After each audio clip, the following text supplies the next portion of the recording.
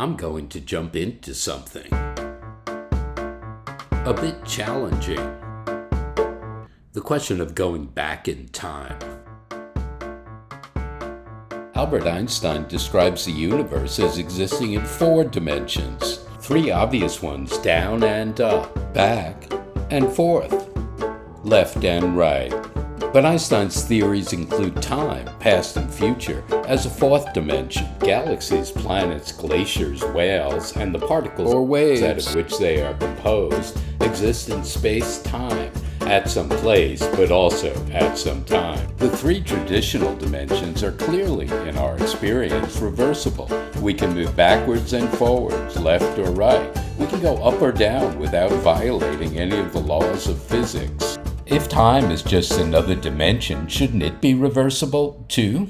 But sadly, time seems a one-way road from the present toward the future. You can go back in space to that same little ledge and this time decide not to jump. However, if you want to go back in time and change the fact that you, foolishly, did jump, nope, can't change that. Not possible. Laws of physics won't allow. Or, less selfishly, if you have a plan to ease the Earth's warming and the glaciers melting, but it involves going back to the early 20th century when electric cars were prevalent and developing them, not the CO2 belching gas car. No, not possible. Could have emphasized electric cars. Can't go back in time.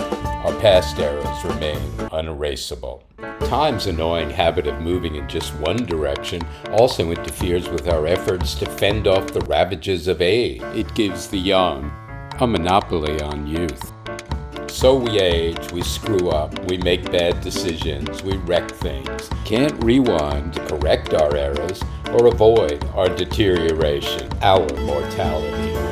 When physicists try to explain why time can't shift into reverse, they inevitably end up talking about entropy. Entropy is disorder. And according to the second law of thermodynamics, the universe has been moving toward greater entropy, at least since the Big Bang.